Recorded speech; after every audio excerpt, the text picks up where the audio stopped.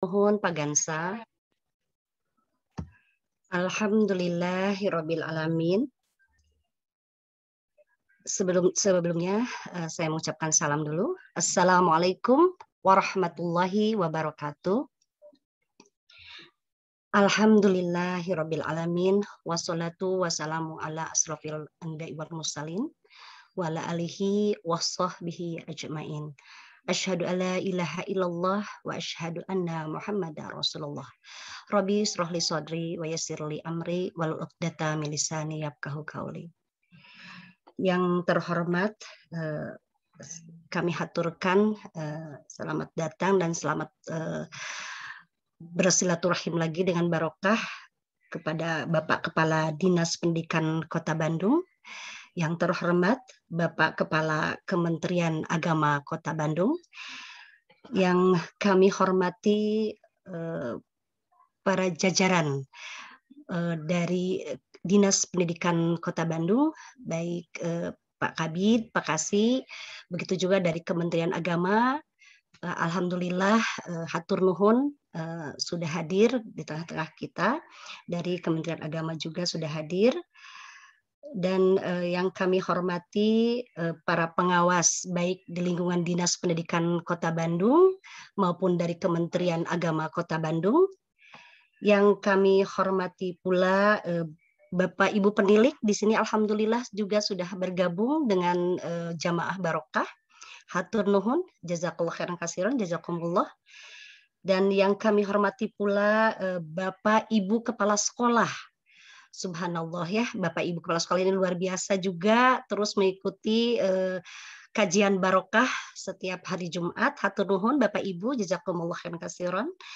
Dan yang kami hormati juga ini para guru-guru yang luar biasa di lingkungan Dinas Pendidikan Kota Bandung yang terus tidak pernah lelah ya mengikuti kajian yang setiap minggunya di hari Jumat. Mudah-mudahan silaturahim kita terus terjaga ya Bapak Ibu, dan menambah keilmuan pada malam hari ini. Yang kami hormati juga para jamaah barokah ya, luar biasa. Ini selain guru juga ada yang dari umum. Hatur nuhun, jazakumullah khairan katsiran, telah menyempatkan waktunya untuk terus bertolabul ilmi di kajian barokah pada malam hari ini. Dan tak lupa barokah ini didukung oleh beberapa organisasi. Di sini kami didukung barokah itu oleh PGRI Kota Bandung. Hatur nuhun para penggawa gitu, para tim PGRI Kota Bandung yang selalu memberikan kami semangat, terus memberikan kajian-kajian barokah di malam Jumat ini, di Jumat malam ini. Begitu juga yang kami hormati para tim Pandawa yang sudah juga mendukung acara barokah pada malam hari ini. Alhamdulillah, puji dan syukur kita panjatkan kehadirat Ilahi Robbi, di mana pada malam hari ini kita masih dapat bersilaturahim. Walaupun di tengah pandemi dan keterbatasan kita bertolabul ilmi melalui virtual, tapi tidak mengurangi rasa hikmat, rasa bersemangat kita untuk terus menggali ilmu dalam kajian keislaman ya. Betul amanat dari Bapak Kepala Dinas Pendidikan Kota Bandung dan Bapak Kepala Kementerian Agama Kota Bandung, di tengah rutinitas kita dalam keseharian kita ada satu hari atau satu waktu yang harus kita cas ya, hati kita diisi dengan rohani agar kita tetap ada di koridornya dan tetap berkolbun salim gitu setidaknya. Tetap terus disemangati ruh kita di tengah keterbatasan ini. Sholawat dan salam tak lupa kita haturkan kepada junjungan kita Nabi Muhammad Sallallahu Alaihi Wasallam, baik untuk keluarganya, sahabatnya, hingga kita pengikutnya hingga akhir zaman. Alhamdulillah Bapak Ibu sekalian jamaah barokah, tepat pada hari ini, tanggal 3 September tahun 2021 di hari Jumat, kita masih bisa bersilaturahim dalam kajian barokah yang insya Allah akan seorang ustadz yang luar biasa gitu. Aduh, hilap tah titelnya Pak Ustadz. Hatur nuhun Pak Ustadz. Pak Ustadz Kiai Haji Ucu Najmuddin. Subhanallah telah ada di tengah-tengah kita. Mudah-mudahan beliau senantiasa diberikan kesehatan selalu ya Bapak. Hatur nuhun Pak Ustadz atas kesediaannya hadir di tengah-tengah kita. Untuk itu, marilah kita awali acara ini agar mendapatkan keberkahan. Awali dengan bacaan basmalah bersama-sama. Bismillahirrahmanirrahim.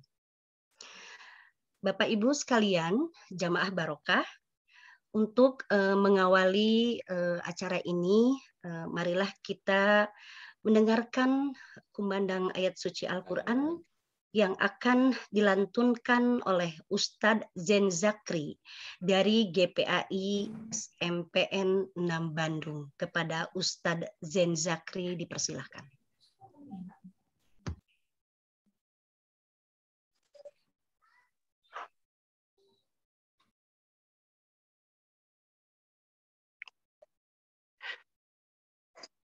Bismillahirrahmanirrahim. Assalamualaikum warahmatullahi wabarakatuh. Waalaikumsalam warahmatullahi wabarakatuh.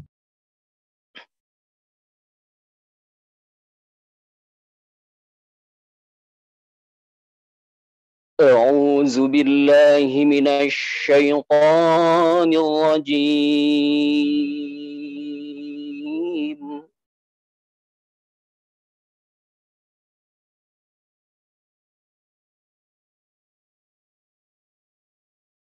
Bismillahirrahmanirrahim.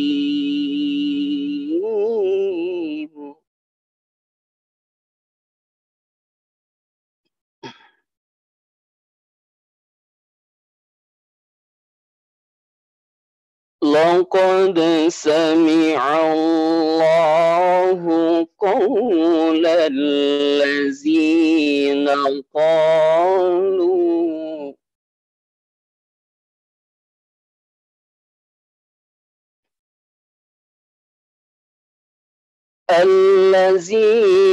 قالوا إن الله فقير ونحن أغنياء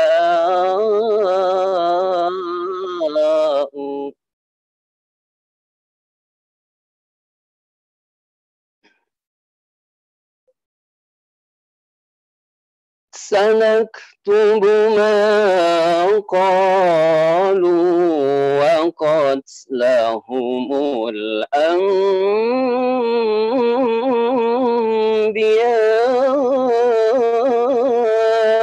بغير حق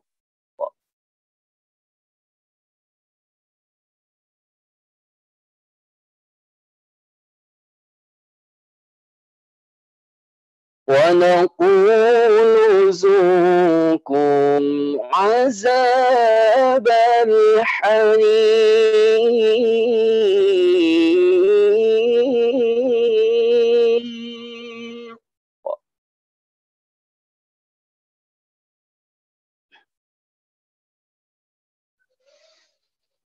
ذلك بما قدمت أيديكم وأن الله ليس بظلام للعبيد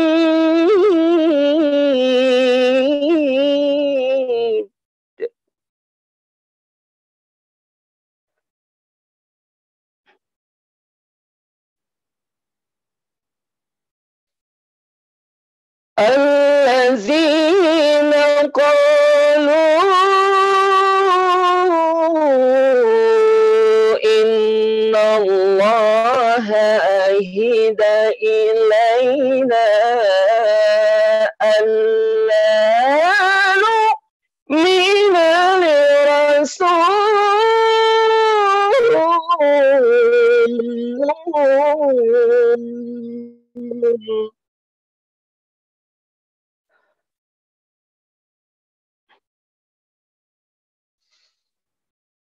ألا نؤمن لرسول حتى يأتينا بقربان تأكله النار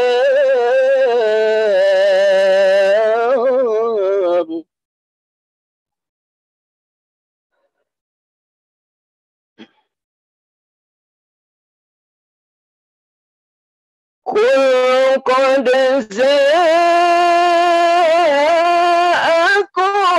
رسل من قبلي بالبينات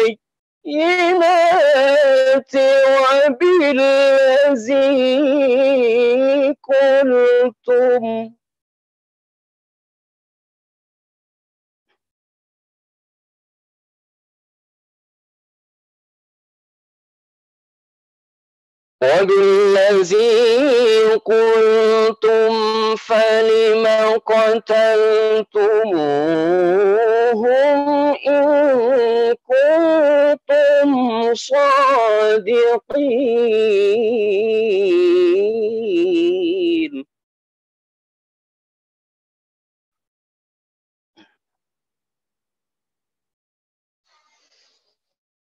فإن كذبوك فقد كذب رسل من قبلك جاءوا بالبينات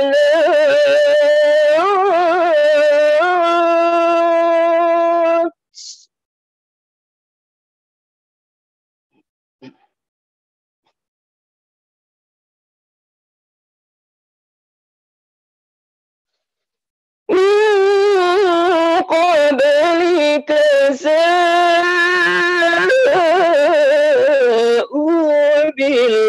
بالبينات والزبر والكتاب المنير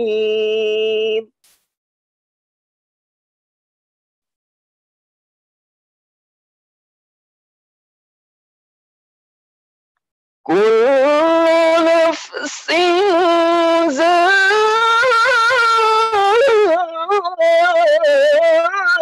ذائقة الموت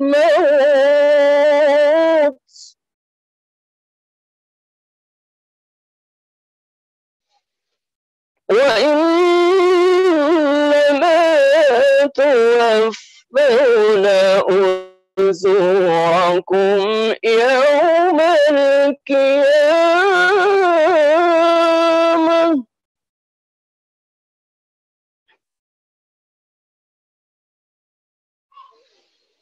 فمن زحزح عن النار وأدخل الجنة فقد فاز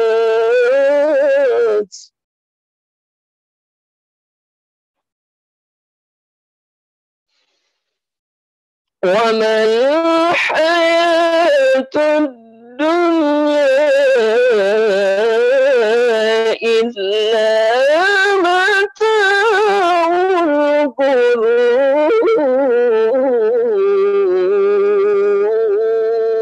الغرور صدق الله العظيم.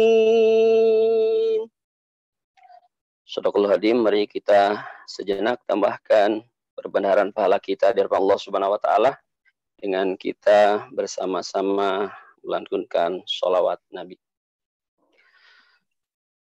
Ya Nabi salam alaika, ya Rasul salam alaika, ya Habib salam alaika, salawatullah alaika. Mangga sareng. Ya Nabi salam alaika, ya Rasul salam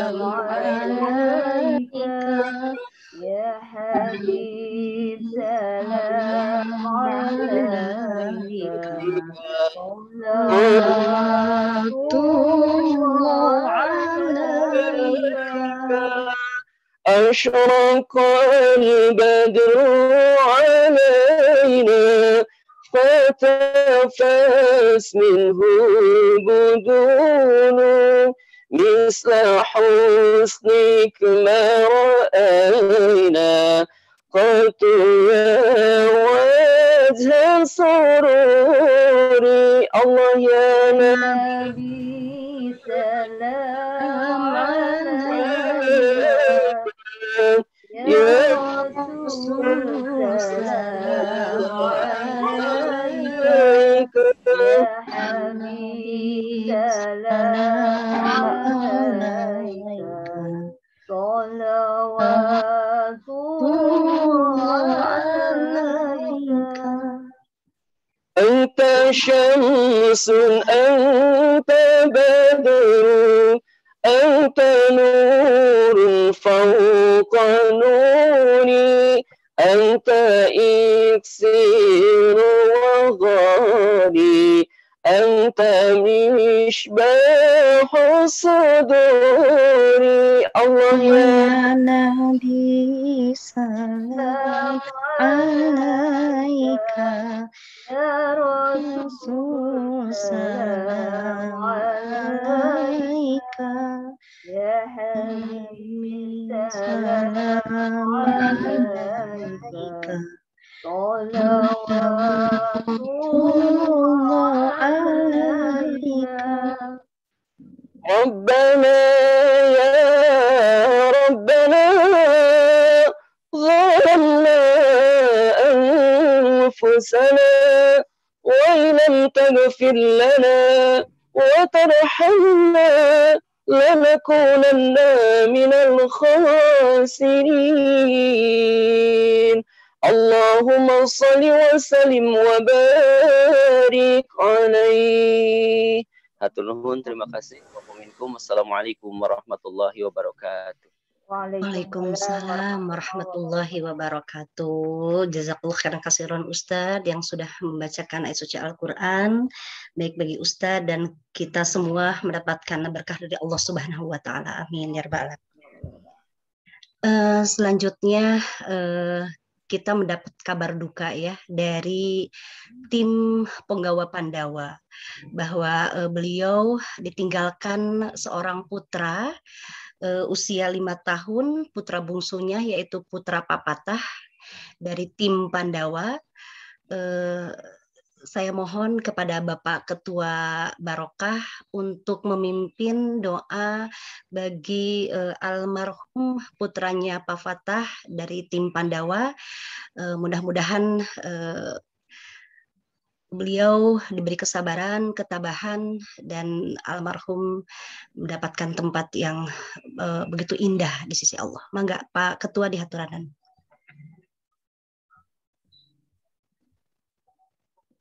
Bismillahirrahmanirrahim. Assalamualaikum warahmatullahi wabarakatuh. Waalaikumsalam warahmatullahi wabarakatuh. Ibu, mari kita sama-sama berdoa sejenak.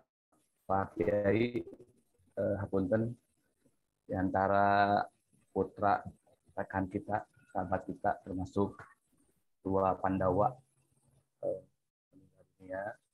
Oleh karena itu mohon doa dan hukum semuanya yang telah meninggalkan kita, keluarga kita, para guru, lingkungan dinas pendidikan Kota Bandung dan juga Kemenag Kota Bandung, semuanya kaum muslimin di mana saya berada. Mudah-mudahan Allah Subhanahu wa Ta'ala memberikan maghfirahnya dan mudah-mudahan putra Pak Fatah menjadi permata di surga insya Allah, menjadi investasi, dan juga mudah-mudahan Pak Fatah keluarga berikan ketabahan, kesabaran insya Allah musibah ini diganti dengan yang lebih bagus lagi. Allahumma shalli wa sallim wa barik amin ya Allah ya rabbal alamin. Alhamdulillahirabbil alamin. Hamdan na'imin hamdan syakirin. Hamdan yuwafi ni'amahu wa yukafi mazidah. Ya Rabbana lakal hamdu kama yanbaghi li jalali wajhika karim wa azim subhanahu. Allahumma ighfir lahu warhamhu wa'afihi wa'fu anhu. Allahumma ighfir lahu warhamhu wa'afihi wa'fu anhu. Allahumma la tahrimna ajrahum wa la taqina ba'dahu waghfir lana wa lahum. Allahumma rabbana si'adhibil ba'sa isfi anta syafi la shifa illa shifa'uka shifa'an la yughadiru saqam. Allahumma ajirna fi musibatana wa akhlif lana khairan minha. Rabbana atina min ladunka rahmatan wa hayyi lana min amrina rasyada. Allahumma inna nas'aluka salamatan fid din wa afiatan fil jasad wa ziyadatan fil ilmi wa barakatan fil rizqi wa taubatan qabla al-maut wa rahmatan indal maut wa maghfiratan ba'da al-maut. Allahumma hawwin 'alaina fi sakaratil maut wa najatan minan nar wal 'afwa min hisab. Rabbana atina fid dunya hasanah wa fil akhirati hasanah wa qina adzabannar. Khususan bayi Fatah. Al-Fatihah.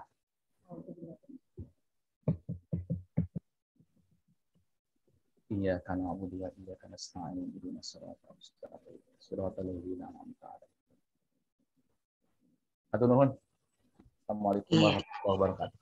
Waalaikumsalam warahmatullahi wabarakatuh. Hatur nuhun Bapak Ketua Barokah yang sudah memimpin doa atas wafatnya putra dari Pak Fatah dari tim Pandawa. Selanjutnya Pak Gansah, apakah dari perwakilan Bapak Kadis hadir? Sepertinya belum masuk, Pak Kabid juga belum ada, Bu Tia. Dari Dinas Pendidikan Kota Bandung ada perwakilan Pak Gansah? Belum juga, belum terlihat, Bu Tia. Iya. Dari Kementerian Agama juga ya, belum ada? Iya, belum ada, Bu. Iya. Iya, Bapak Ibu, alhamdulillah barokah pada malam hari ini kita kedatangan Ustadz yang luar biasa. Ini tidak asing lagi ya. Beliau adalah Bapak Kyai Ucu Najmuddin SPDI MPDI CHT. Iya. Tema yang akan disampaikan pada malam hari ini yaitu masa depan pendidikan Islam pasca pandemi. Ini ada CV beliau. Beliau bernama Bapak Ustadz Ucu Najmuddin SPDI MPD CHT.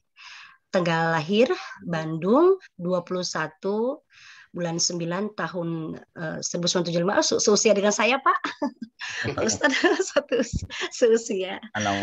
Ya, satu angkatan dengan saya ternyata. Jangan-jangan SMA-nya sama. Satu alumni. Dengan alumni.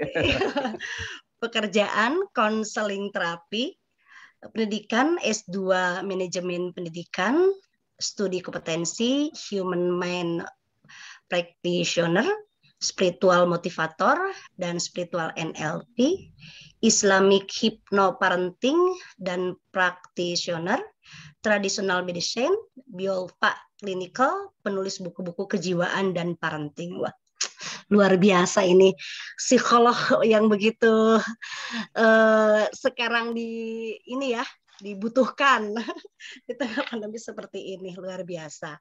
Nah, alhamdulillah beliau ada di tengah-tengah kita. Tidak berpanjang-panjang lagi untuk beliau diberi kesempatan mengtransfer keilmuannya pada malam hari ini kepada Bapak Kyai Haji Ucu Najmuddin di Haturanan. Mangga. Alhamdulillahirabbil alamin. Wa bihi nasta'inu ala umuri dunya waddin. Asyhadu an la ilaha illallah wahdahu la syarikalah wa asyhadu anna Muhammadan abduhu wa rasuluhu la nabiyya ba'dah amma ba'd. Salam silaturahmi. Assalamualaikum warahmatullahi wabarakatuh. Waalaikumsalam warahmatullahi wabarakatuh. Alhamdulillah pada malam ini ada satu kebahagiaan yang saya rasakan, dapat bersilaturahmi, bersilaturahmi walaupun sebetulnya silatul jasadnya lewat virtual. Ini juga sama tatap muka, tetapi tatap muka lewat virtual. Dan sebetulnya kalau melihat dari struktur yang hadir, database yang hadir, kalau bisa dikatakan saya bukan ingin ingin menyampaikan materi, tapi sekedar untuk ngobrol sajalah, sharing, kemudian kita bagi-bagi pengalaman, karena ibu-ibu, bapak-bapak yang hadir di kesempatan kali ini adalah orang-orang yang luar biasa, orang-orang yang memiliki akuntabilitas keilmuan yang sangat luar biasa. Kalau seandainya saya ngaji di sini kayaknya belum pas.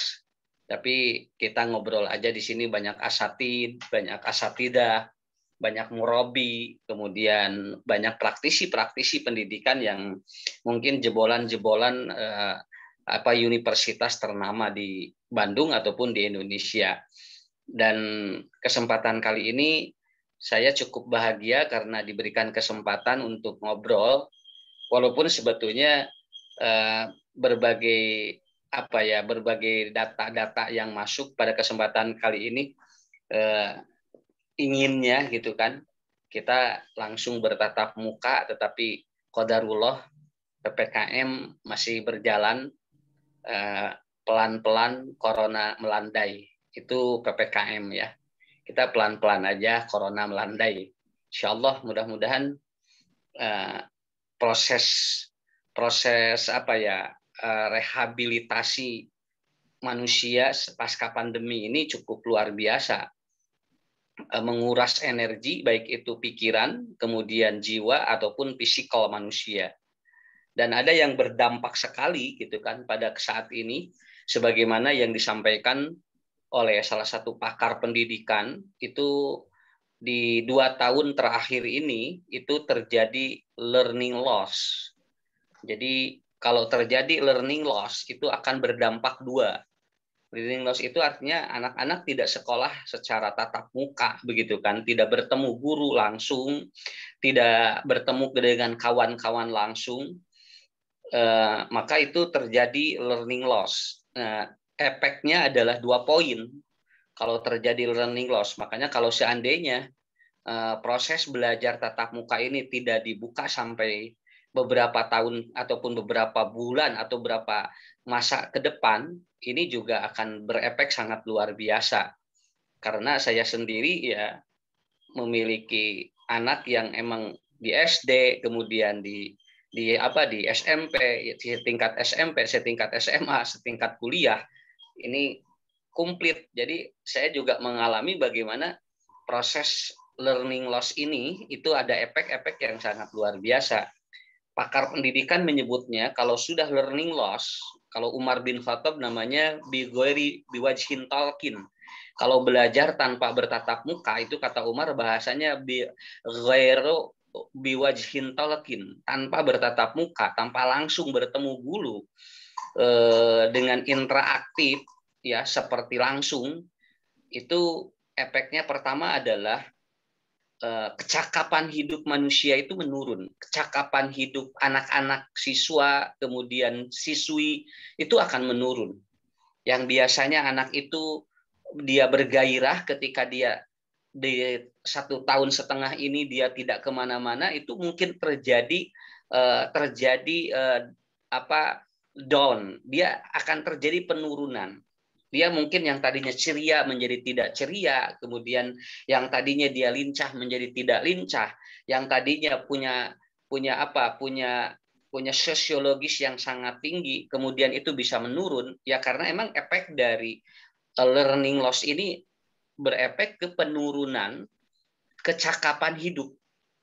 Nah, termasuk kita kalau pengajiannya terus virtual, itu otomatis Bu, kita mau sedekah juga berbeda gitu kan. Ketika kita ada pengajian di masjid lalu atau di majelis taklim, orang mau saling mendoakan juga, energinya berbeda karena ada vibrasi yang emang vibrasi ini akan muncul sebuah energi, karena manusia itu kan biokomputer gitu kan, dia adalah makhluk rohani yang memiliki jasmani gitu kan.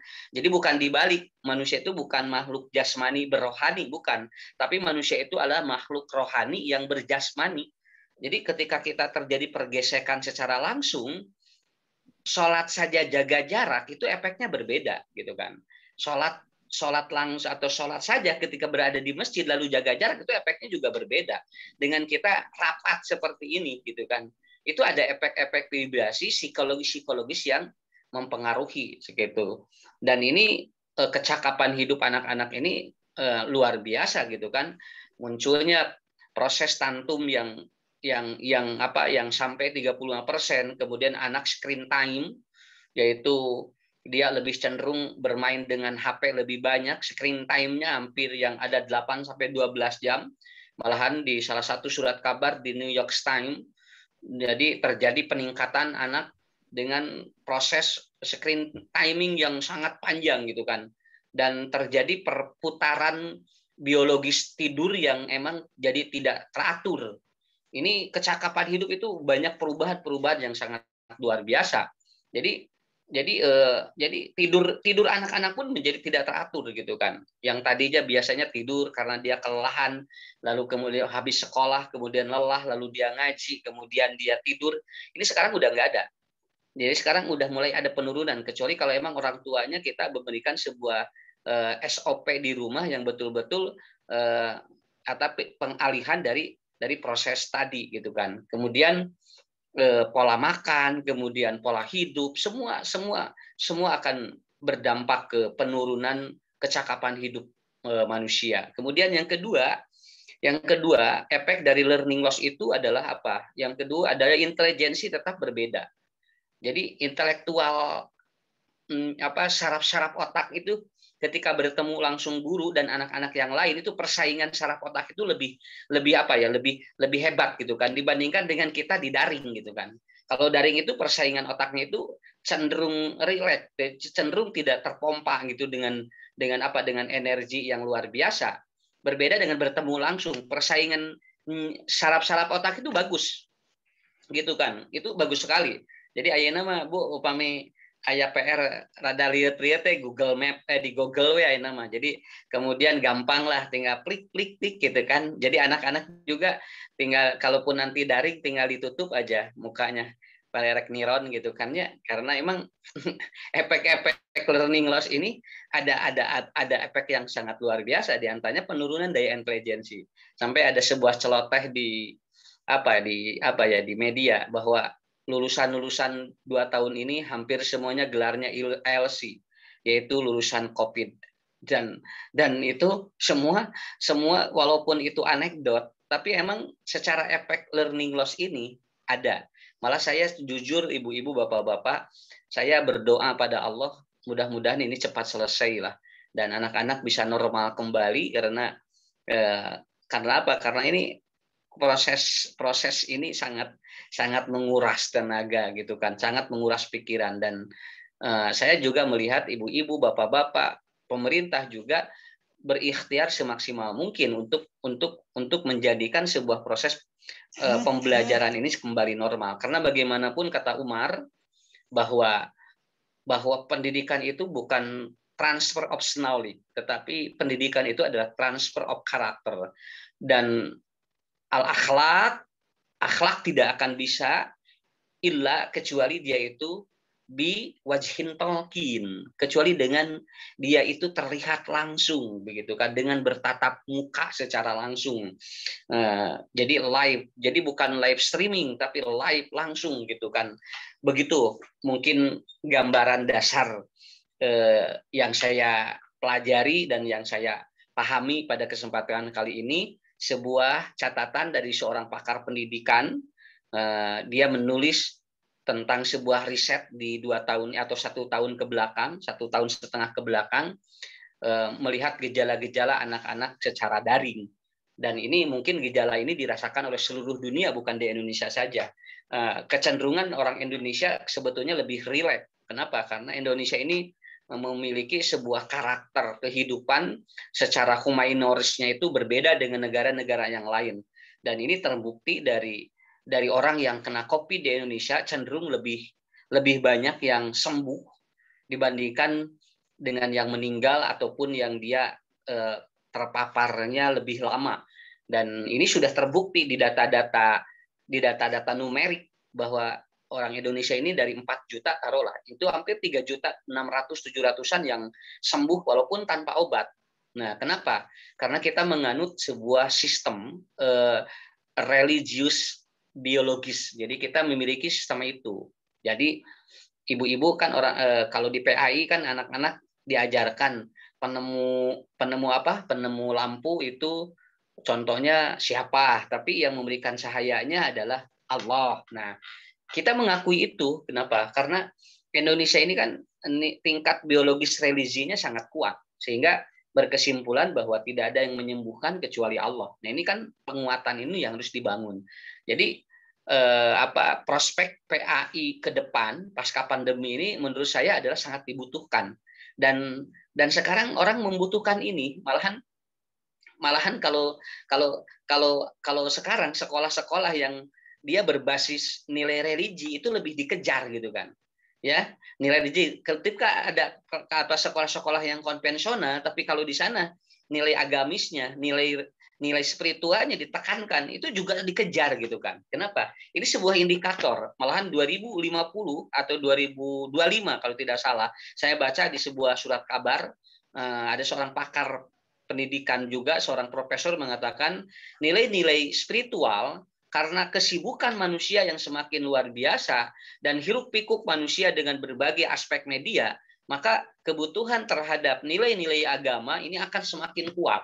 Dan ini akan diindikasikan dengan sekolah-sekolah berbasis nilai religi itu dikejar gitu kan.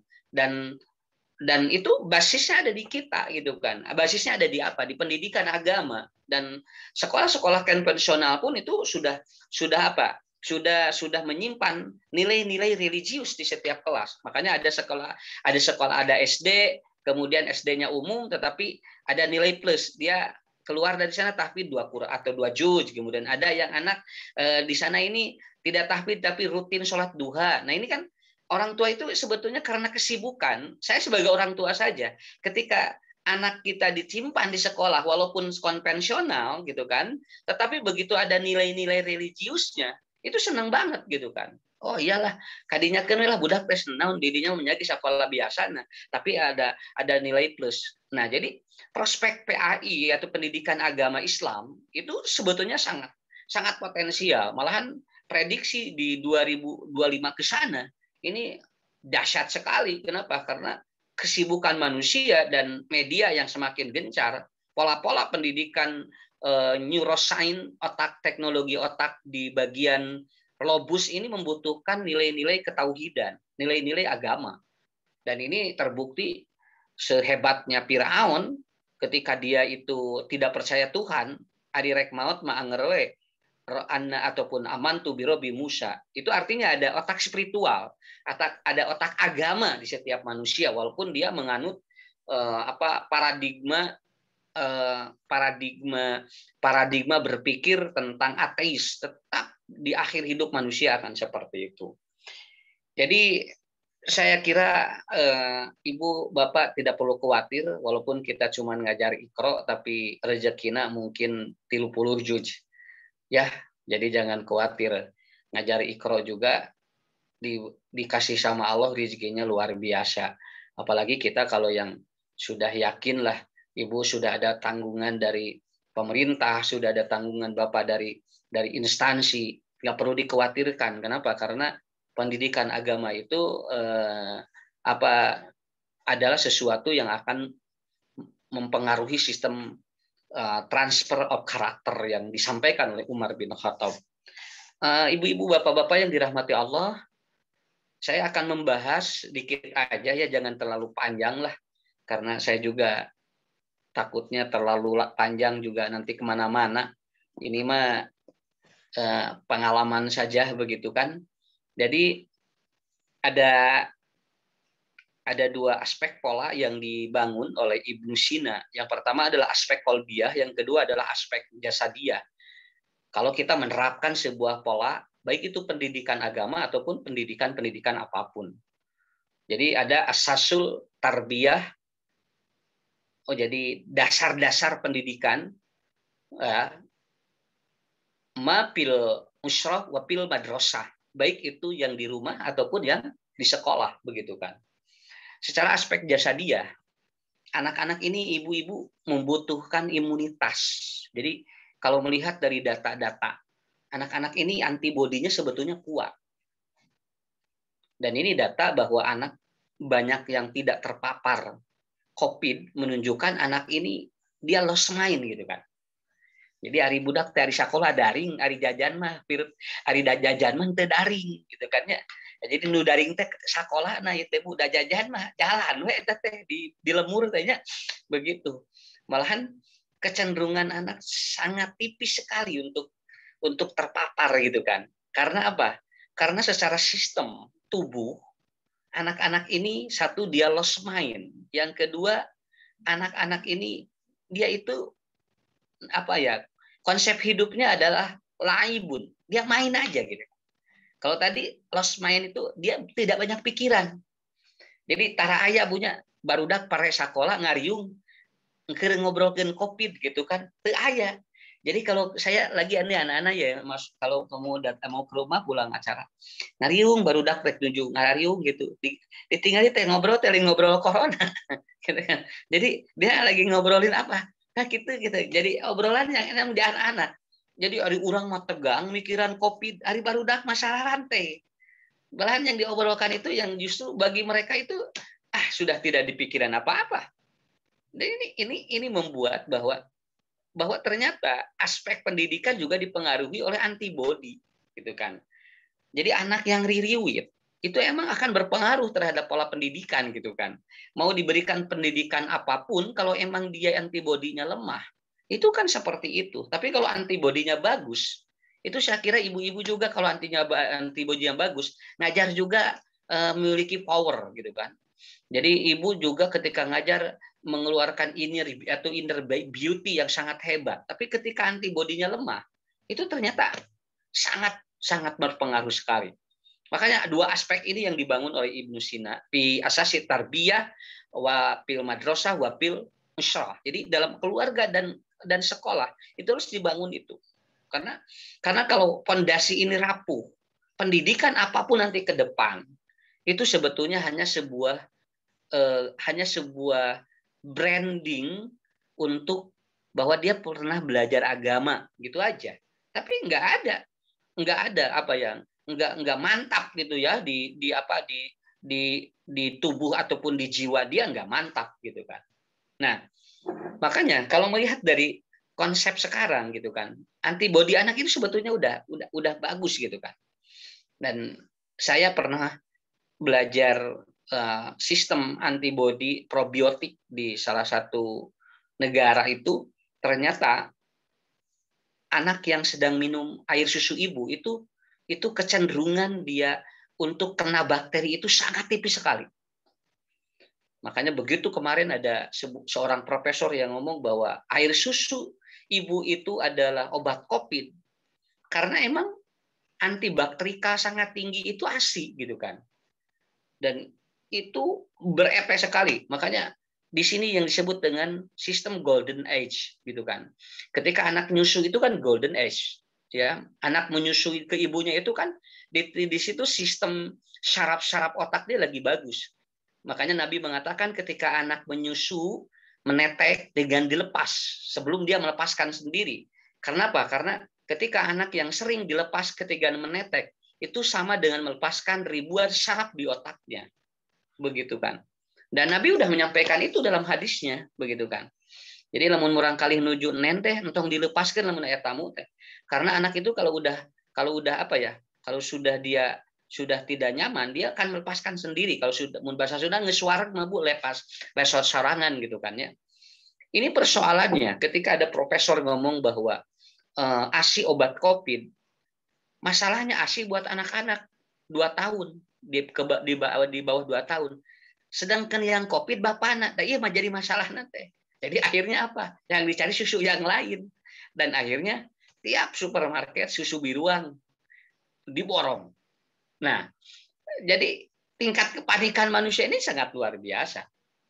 Dan anak-anak cenderung itu seperti itu, Bu.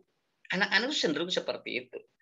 Dan ketika hal ini diterapkan dalam pola pendidikan, itu sebetulnya menurut saya itu no problem gitu kan. Itu no problem.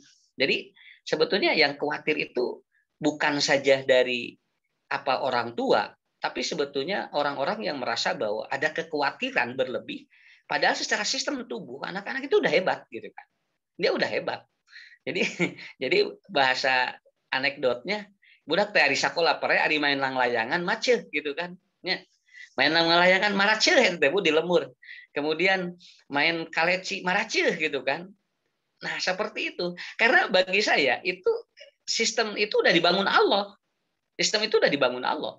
Sebetulnya yang tidak boleh atau sebetulnya tidak perlu khawatir seandainya sekarang mau tatap muka gitu kan, bertemu lalu dengan standar operasional yang sudah disampaikan oleh pemerintah, sebetulnya ibu-ibu regreg atuh. Kenapa? Da anak-anak mah tidak sedang berpikir ada penyakit, Bu. Anak-anak mah justru anak-anak itu berpikir penyakit ketika diendos oleh kita. Adek, makan ya nanti sakit. Nah, itu kan. Jadi nanti kalau di pikiran anak kalau tidak makan sakit. Padahal si anak itu kan dia itu sudah sistem tubuhnya sudah seperti itu. Ya. Kalau alam bisawab, ini yang saya pelajari. Nanti kalaupun nanti berbeda tidak ada masalah. Yang penting nanti konsep ini harus dibangun begitu kan. Ya, harus dibangun seperti apa. Nah, jadi itu. Tetapi antibodi ataupun antibodi anak atau pelajar termasuk juga kita sebagai guru itu akan turun. Ya, itu akan turun. Dia akan turun namanya inhibadul manaah.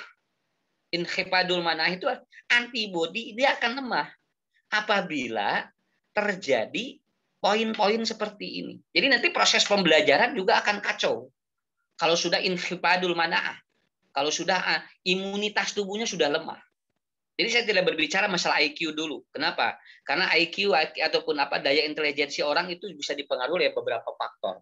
Dan ini sudah disampaikan oleh Ibnu Qayyim, kemudian oleh Ibnu Sina, kemudian oleh Ibnu Tib, kemudian para pakar-pakar pendidikan dan para pakar kesehatan Tibun Nabawi sudah digambarkan bagaimana kerangka metodologis tentang konsep yang dibangun untuk mendidik anak-anak yang betul-betul kalau bahasa saya qualified karena belajar bukan untuk pintar, tetapi belajar untuk mengurangi kebodohan. Jadi kalau nanti ada orang tua yang kenapa anak saya nggak pintar? Ya enggak, ibu nggak perlu ribet, bapak nggak perlu ribet. Belajar itu bukan untuk pintar, belajar itu untuk mengurangi kebodohan. Ya. Di Quran juga udah dikatakan wa 'allama adamal asma'a kullaha summa 'aradahum 'alal malaikat. Ini kan teks-teks narasi dari Allah kepada Nabi Adam itu wa 'allama adamal asma'a kullaha summa 'aradahum 'alal malaikat. Faqala ambiuni. Artinya ada step by step untuk membuat orang itu mengurangi kebodohan, untuk mengurangi Adam itu supaya kebodohan yang ada di Nabi Adam itu berkurang. Jadi kalau ada anak sekolah dia mau pintar itu salah. Asana budak sekolahkan ngerah pintar, bukan. Anak disekolahkan supaya nanti mengurangi kebodohan. Kalau kita sekolah niatnya ingin pintar, udah pintar beres. Tapi kalau kita sekolah kemudian niat untuk mengurangi kebodohan, dia akan terus belajar. Kenapa? Karena tidak belajar formil pun lewat sebuah akademisi, dia bisa belajar dari sebuah pengalaman hidup. Dia bisa belajar dari buku-buku yang ditulis. Ya, yang dibaca oleh dirinya. Nah, ini yang harus dibangun. Jadi kerangka berpikir metodologisnya adalah pinter itu efek dari sudah berkurangnya kebodohan, begitu aja. Ya, jadi bukan pinter. Ibu kenapa ya anak saya ya nggak pintar-pintar? Ya enggak. Nanti tapi minimal ketika dia masuk sekolah yang tadinya 1+1 jadi tadinya tidak tahu jadi tahu jadi 2. Nah itu kan kurang satu sedikit. Makanya proses penekanannya dihilangkan karena apa? Adam juga diajarkan oleh Allah wa 'allama adamal asma'a kullaha summa aradahum. Summa aradahum itu artinya apa? Nabi Adam diajarkan oleh Allah bukan untuk langsung pintar, tetapi satu-satu mengurangi ketidaktahuan dirinya. Nah, apa yang membuat antibodi lemah ketika dalam proses tarbiyah? Yang pertama adalah naumun ghair kafif, yaitu tidur tidak cukup. Anak-anak yang tidurnya tidak cukup, itu akan mempengaruhi terhadap pola dia belajar. Ya aja Bu. Murang kali lamun tos bobo nakirang sae rewel. tong bujeng-bujeng murang kali urangnya sarua ngajarnya. Kalau ibu bapak kurang tidur lalu besoknya harus ngajar, itu luar biasa. Ibu kan kalau anak itu rewel ya. Kalau anak itu dia emosional. Kalau kita rudet ya, beda anak itu. Ari kolot mah rudet, ari budak mah rewel. Ya. Ari urang mah rudet karena segala murang maring. Karena baso eta teh karena batagor sagala we Bu. Tapi lamun budak mah paling naon, paling rudet ukur nangis kumaha atau rewel gimana gitulah. Tapi emang tidur itu, tidur yang tidak cukup, naum ghairu kafin, itu akan mempengaruhi proses pembelajaran. Makanya Nabi mengajarkan, maka ada 3 hal yang tidak boleh Anda tunda. Yang pertama diantaranya adalah tidur apabila ngantuk. Nah, jadi gitu. Ibu-ibu, bapak-bapak, mangga bilih ayeuna ngupingkeun ustad dada nunutan, mending bismika we Bu. Nya, ngarah antibody naik daripada dipaksakeun kekereceman hoyong ngupingkeun tapi pabelit sareng otak moal leres. jadi seperti itu. Biarkan aja. Makanya kalau ada anak-anak yang ketika sekolah di kelas Bu banyak ke toilet, itu kayaknya dia itu ngantuk. Dan biarkan saja, nggak apa-apa, nggak perlu dimarahi. Sugan we engke jadi bos toiletnya. Dan aduh budak teh diajar teh ka toilet we haben, keun we tong diamekan. Naon bisi engke teh jadi tukang toiletnya. Jadi biarkan anak berjalan seperti itu. Nah, yang penting nanti pembelajarannya berjalan sedikit-sedikit mengurangi kebodohan dia, begitu kan.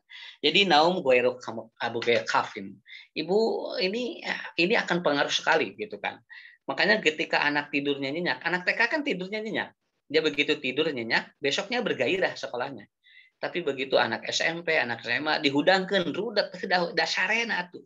Kenapa? Karena tidurnya jam biologisnya udah berubah sekali. Begitu kan. Jangankan kita Bu langsung bertemu tatap muka, ini daring saja yang tidak lama belajar itu mempengaruhi sekali ketika dia itu proses belajarnya tidak ditunjang dengan tidur yang berkualitas. Jadi kita harus memiliki deep sleeping yang hebat sekali ya. Jadi betul-betul kita harus memiliki tidur itu harus nyenyak, bukan lama. Lama itu relatif lah, tapi yang penting nyenyak. Kalau Nabi menyebutkan la yadri aina batat yadu, apabila orang sudah tidak ingat di mana letak tangannya, itu tidur yang berkualitas. Begitu kan. 8 jam sarena tapi mimpi wae itu tidak berkualitas. Kenapa? Karena orang tidur bermimpi itu akan berefek. Jadi jangan terlalu banyak mimpi, Bu. Payah kenapa? Karena mimpi-mimpi ketika tidur itu menunjukkan bahwa Anda tidak berkualitas dalam tidur.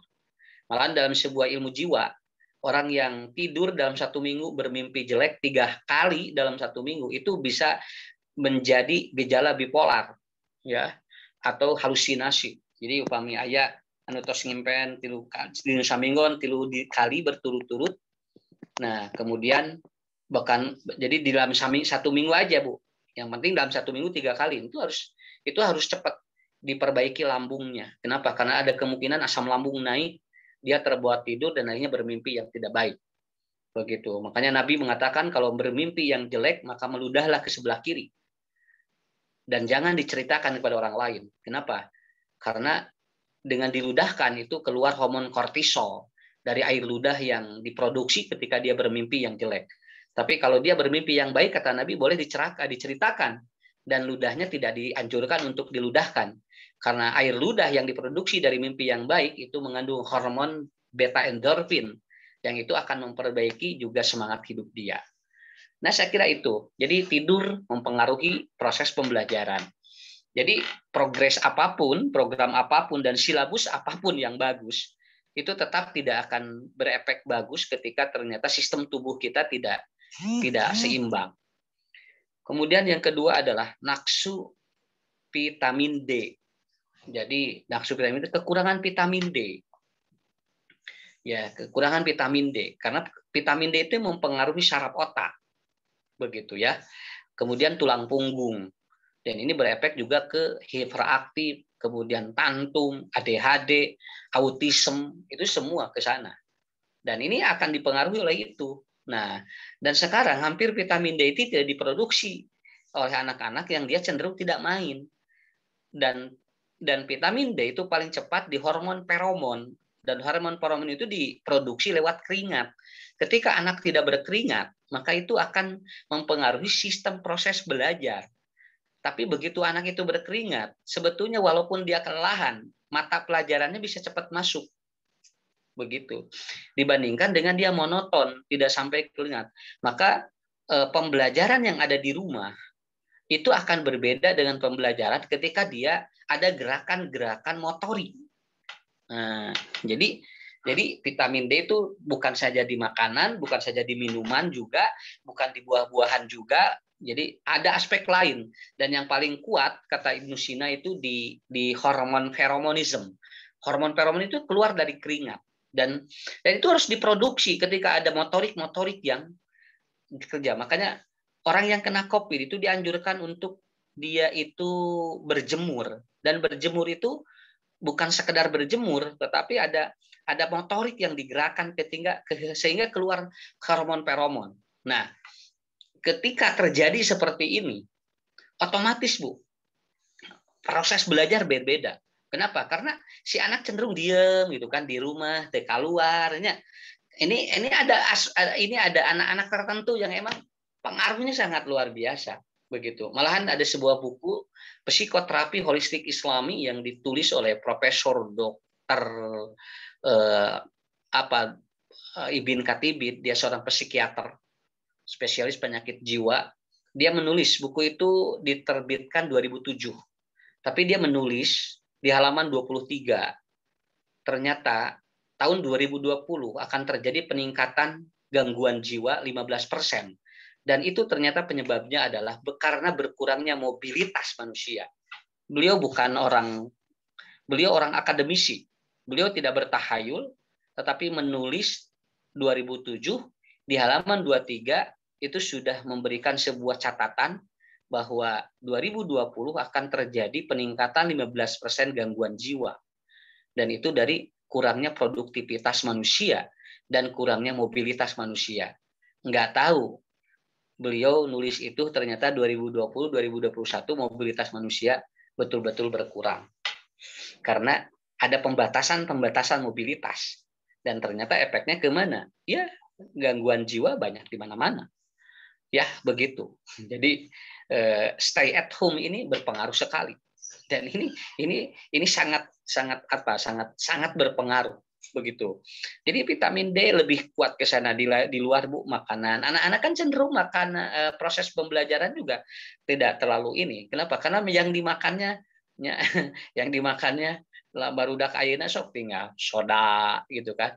Kemudian semacam makanan ya teh. Dan itu sangat berefek sekali. Itu halal, tapi mungkin tidak toib untuk dalam perkembangan proses pembelajaran seperti itu. Walaupun sebetulnya hesa dicarek budak banyak Bu, ada sarua jeung urang sakapeung mah. Hesa dicarek teh, tapi emang beginilah perjalanan hidup. Dan menurut saya corona membuat kita itu harus lebih inspiratif lah ya. Jangan menjadikan sebuah keluhan, tapi harus jadi sebuah inspirasi yang sangat luar biasa. Kemudian yang ketiga wahidan. Apa wahidan itu? Ya. Jadi wahidan itu yang membuat antibodi lemah dan mempengaruhi sistem pembelajaran, yaitu wahidan, yaitu kesendirian, kesepian. Jadi ditinggal gitu kan. Kemudian dia sendiri. Begitu. Jadi kesendirian ini akan mempengaruhi sistem tubuh. Makanya Nabi menyampaikan ada dua manusia yang tidak boleh ditinggalkan. Pertama ketika sakit, yang kedua ketika sakaratul maut. Jadi orang yang sakit jangan ditinggalin. Orang yang sakit harus ditungguin. Makanya nanti antibodi orang yang sakit itu akan semakin parah. Dia semakin lemah ketika begitu langsung dia diberi ataupun begitu dia diponis lalu dia langsung sendiri. Wah, itu luar biasa. Ya, ini hebat sekali ya.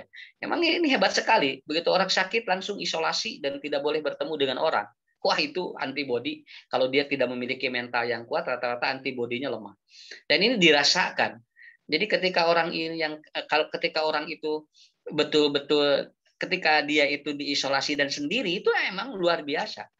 Tapi ketika nanti diisolasi tapi berbareng-bareng itu tingkat penyembuhannya juga prosesnya berbeda. Begitu. Coba aja Ibu. Kalau kita dirawat sendirian itu berbeda dengan kita dirawat bareng-bareng atau kita sendiri ada teman yang menemani itu berbeda gitu kan. Dan sholat saja udah digambarkan oleh Nabi. Sholat berjamaah 27 derajat. Kalau sholatnya minpad itu 1 derajat. Ini menyembuhkan bahwa kesendirian itu menurunkan antibodi. Ya, makanya begitu belajar sendiri-sendiri, ya antibodinya pasti lemah. Dan itu akan mempengaruhi saraf-saraf otak gitu kan. Kan daring sendiri-sendiri, Bu. Tapi begitu dia bareng-bareng, itu jadi sedang dia. Antibodi naik ya. Jadi si anak-anak itu bergembira dia ketemu dengan anak-anak. Jeung di nusa kelas entong pinter kabehanana. Kan we aya nu bodohan, ngarah naon, ngarah rame gitu kan. Coba kabayang sakelas pinter sabadana atau sakelas bodoh sadayana. Kan variasi lah. Di kelas itu ada yang ranking 1, ranking 2, ranking 3. Coba kebayang kalau semuanya ranking 1. Kayak nu pasea indungna. Jeung bapana nah di kelas ranking hiji kabehanana. Makanya biarkan dia. Ada variasi-variasi di dalam kehidupan kita. Dan inilah tidak boleh sendiri. Yang kedua, orang yang tidak boleh ditinggalkan dan tidak boleh sendiri, kata Nabi siapa? Yang mau meninggal dunia. Orang yang sedang itu, yang dia sedang sakaratul maut. Kenapa? Karena orang yang sakaratul maut itu ada kemungkinan dia bisa berpindah agama ketika dia tidak ada yang mentalkini. Nah, seperti itu. Malahan Rasul sendiri ketika Abu Thalib mau meninggal dunia itu ditongkrongin oleh Nabi karena kemungkinan untuk berpindah agama dari kafir ke muslim itu bisa ada. Nah, saya kira itu ya. Jadi emang saya membahas di aspek itu, aspek-aspek yang lainnya mungkin bisa dikaji oleh ibu-ibu, oleh bapak-bapak. Kemudian yang selanjutnya yang akan mempengaruhi sistem pembelajaran itu adalah al-ijhad li fatarat tawilah. Apabila stres berkepanjangan. Stres berkepanjangan antibodinya turun. Anak-anak ini dia harus happy learning dia. Kalau dia stres itu antibodi lemah dan itu akan mempengaruhi sistem pembelajaran dia. Makanya harus betul-betul harus selalu press. Dan dalam ilmu neuroscience, teknologi otak, itu ternyata daya tangkap anak ketika belajar itu dipengaruhi oleh usia. Kenapa? Karena sistem rumusnya adalah usia tambah 2. Maka berapa dia kemampuan untuk menangkap pelajaran? 9 tahun anak tambah 2 berarti 11. Berarti 11 menit. Per 11 menit itu harus terjadi perpindahan gelombang. Karena kalau terus 2 jam monoton, itu kecenderungan yang diserap oleh dirinya itu adalah 9 menit itu atau 11 menit yang tadi. Nah, jadi di sini al-ijhad li fatarat tawilah. Anak tidak boleh stres berkepanjangan. Biasanya kalau dalam holistic medicine, anak yang sering kencing itu kemungkinan dia stres. Dia ada stres, kemungkinan dia itu kencing malam, kemudian lalu dia karena besok mungkin ditunggu oleh tugas yang sangat banyak, akhirnya dia kencing karena klep testisnya atau ataupun alat kelaminnya jadi logor, akhirnya dia kencing dan seperti itu. Dan banyak sekali, bukan saja dari sekolah ada tekanan untuknya, dari rumah pun sama, begitu kan? Dari rumah pun sama, ya. Ini konsep-konsepnya. Dan yang terakhir adalah berprasangka yang jelek itu juga membuat antibodinya turun. Jangan dibikin anak-anak punya prasangka-prasangka yang jelek, Bu. Jadi anak harus dibangun prasangka-prasangka yang baik. Dek, ya, kamu harus kuat ya, makanya makan. Tapi kalau Dek, kamu makan ya nanti sakit. Itu kan dibikin prasangka-prasangka yang jelek. Jadi kalau dia tidak makan, munculnya sakit. Tong hujanan bisiriet. Nah, itu prasangka. Nanti anak itu mengadopsi di memorinya. Jadi lamun hujanan riet. Padahal adek nanti ya hujan-hujanan. Kalau nanti hujan-hujanan cing sehat. Nah, jadi kan ini kan harus dibangun, Bu. Karena kalau tidak dibangun seperti ini, maka 5.148 saraf-saraf di otak anak tidak terjadi dead working, sehingga dia akan malas, dia tidak semangat, dan anak ini tidak ada kemauan untuk kembali belajar mengulang. Kesimpulannya adalah terkadang proses pendidikan bukan hanya dipengaruhi oleh daya intelijensi yang lemah, tetapi lemahnya daya intelijensi dipengaruhi oleh faktor-faktor eksternal. Secara konsep jasa dia yang tadi saya terangkan poin-poin yang tadi. Secara konsep kolbia itu mungkin dipengaruhi oleh perilaku orang tua, oleh doa orang tua, oleh tingkat religius orang tua, sangat mempengaruhi sekali. Jadi peluang PAI di masa pandemi sangat nanti dibutuhkan sekali dan sangat prospektif. Tetapi tetap harus ditunjang dengan silabi-silabi yang sesuai dengan kejiwaan manusia dalam proses belajar ke depan. Saya kira itu saja dulu dari saya supaya tidak terlalu panjang. Ini mah ngobrol aja Bu ya. Ibu moderator juga Pak Kepala Barokah, terima kasih ini. Mohon maaf. Iya. Ya. Bernuhun Pak Ustadz, luar biasa ya keilmuannya. Betul ya Pak Ustadz, di tengah daring ini kadang tadi Ustadz sudah menyatakan bahwa anak-anak itu seperti learning loss ya. Jadi terlampau dibiarkan, seolah-olah pembiaran. Dan kalau anak SD itu Pak Ustadz butuh role model ya. Jadi butuh ada sosok guru di depannya. Tidak bisa seperti anak SMA itu kan, SMA SMP itu sudah bisa mencari permasalahan sendiri. Tapi anak-anak SD itu ingin kehadiran gurunya, role model yang ada di depan itu, sentuhan psikologinya, sentuhan dari gurunya itu sangat dibutuhkan oleh peserta didik, terutama sekolah dasar ya Ustadz ya, luar biasa. Hatur nuhun Ustadz. Alhamdulillah. Pak Gansah, apakah ada yang bertanya di room chat atau raise hand? Silahkan Bapak Ibu jamaah barokah.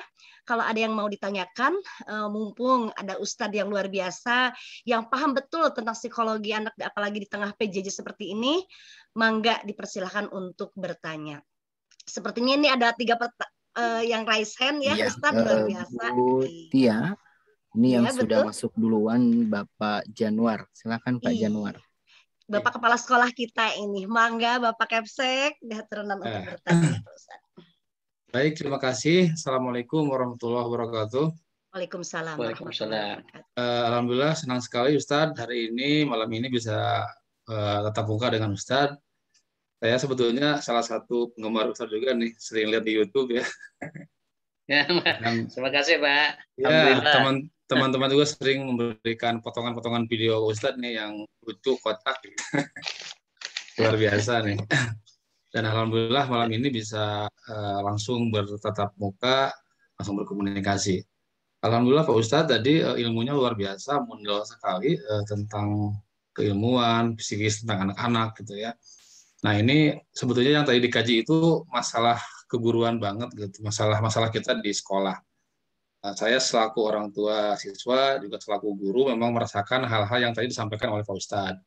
Satu diantaranya adalah akibat dari pandemi ini menyebabkan anak-anak belajar di rumah, dan tentunya dalam jangka yang waktu sangat panjang ini memberikan akses yang tidak baik seperti itu. Satu diantaranya Pak Ustadz yang saya rasakan itu anak-anak itu hilang kemampuan untuk berinteraksi dengan teman-temannya seperti itu. Jadi kompetensi sosialnya sedikit berkurang. Nah ternyata Pak Ustadz, waktu kita di Bandung ada kegiatan PTM tatap muka terbatas, itu pernah kita gelar Pak Ustadz. Itu kurang langkung sasih Mei atau Juni Mei kalau tidak salah. Mereka itu masuk lagi ke kelas Pak, gitu Pak Ustadz. Tapi yang saya lihat anak-anak kenapa jadi kaku gitu Pak. Jadi kaku saja gitu. Selama setahun mereka belajar di rumah, ketika mereka masuk ke sekolah, walaupun ada rasa senang, tapi tetap kaku seperti itu. Dengan teman-temannya juga memang sedikit kurang akrab, apalagi ada jargon-jargon jaga jarak seperti itu. Kemudian tidak boleh berkerumun. Sepertinya ini agak sedikit membatasi anak seperti itu. Nah, pertanyaannya begini Pak Ustadz, sederhana saja. Bagaimana karena rencana kita di Bandung itu akan mudah-mudahan akan disetujui oleh pemerintah kota bahwa sebentar lagi kita akan masuk tatap muka. Nah, bagaimana memulihkan kondisi sosial anak-anak supaya memang mereka nanti bisa kembali lagi seperti biasa, bisa berinteraksi lagi, bisa berkomunikasi lagi secara aktif seperti itu, walaupun dalam konteks tatap muka terbatas seperti itu. Itu Pak Ustadz, terima kasih. Apa aja? Hatur nuhun Pak Kepala Ya. Sekolah Pak Januar. Mangga Pak Ustadz langsung saja. Ya. Jadi cara memulihkannya harus dikembalikan 8 fitrah anak. Jadi kalau 8 fitrah anaknya nggak dikembalikan, itu sebagian anak akan kaku. Karena dia akan seperti bertemu dengan orang baru, walaupun dia pernah satu kelas. Betul, Ustaz. Nah, begitu. Malahan mah aya anu eta teh geuningan video murang kali, Pak. Terima kasih Corona, saya lulus sekolah tanpa bertemu guru dan murid. Jadi dia berterima kasih sama Corona, baru karena Corona teh lembaga pendidikan. Nah, fitrah anak harus dikembalikan, Pak. Ya, kalau anak kaku itu kembalikan ke fitrahnya. Ya. Satu, saya tidak banyak. Ini ada 8 fitrah anak yang sudah saya tulis. Jadi salah satu fitrah anak itu adalah bermain. Nah, nanti ketika sudah tatap muka, pola-pola main ini harus tetap ada gitu. Jadi jangan entah mulin besi pantal. Nah itu tuh Pak, itu anak jadi kaku nanti. Begitu dia mau jajan tekeng besi kopi. Nah jadi si anak itu jadi beban mentalnya jadi double. Malahan dia bakal seperti ini. Enggak, saya mending di imah wes. Bebas. Nah, itu daripada asup sekolah segala ulah rek nyabak ieu. Nah, gitu kan. Sampai kemarin saya langsung, Pak. Saya kemarin gladi resik itu. Sampai ada yang mau pegang pintu saja, kudu dipencet lah hand sanitizer. Jadi si anak begitu, Pak, itu harus pakai hand sanitizer. Jadi akhirnya SOP ini membuat si potensi fitrah anak tidak keluar. Sedangkan syarat supaya anak tidak kaku begitu tatap muka, fitrahnya harus dikeluarin. Walaupun contohnya 25% nih sekolah anak-anak masuk dulu. Tapi potensi-potensi fitrahnya harus tetap ada. Kalau nggak ada, ya nanti kaku pulang ke rumah ngaulang deui teh Pak. Iya. Ada.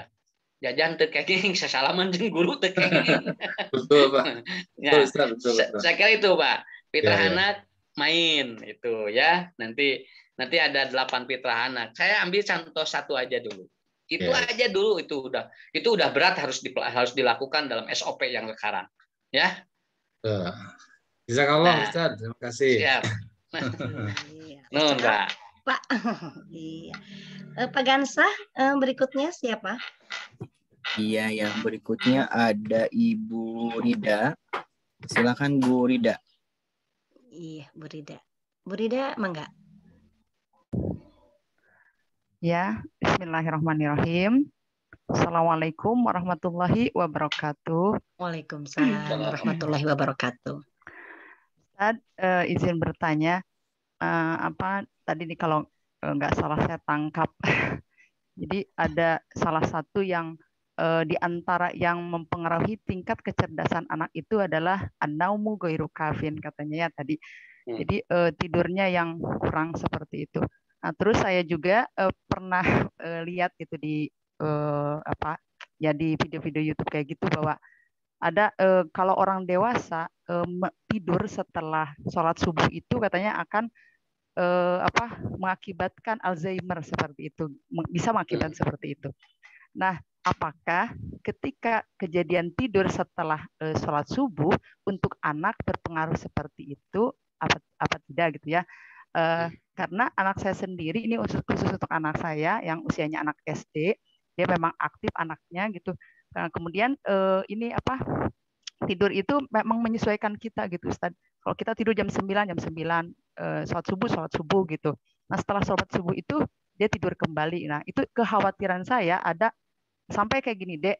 nanti loh ini bisa mengakibatkan kepikunan, masa masih muda masih kecil udah mengakibatkan kepikunan gitu. Nah, itu yang saya tanyakan yang tadi. Kemudian seberapa lama kira-kira untuk anak seusia 5 ataupun ya 11 tahun itu lama waktu tidurnya yang baik itu. Nah, itu aja. Ya. Terima kasih. Iya. Nuhun Teh Rida, mangga Pak Ustadz. Ya, ini buku saya, Bu. Di sini ada cara tidur secara ilmu jiwa. Ya, ini akan ada pengaruh. Jadi nanti posisi tidurnya seperti apa, itu juga ada pengaruh nanti. Ya, di sini ada kurang lebih ada 11 cara tidur yang itu dipengaruhi oleh sistem jiwa dia sebelum tidur. Begitu.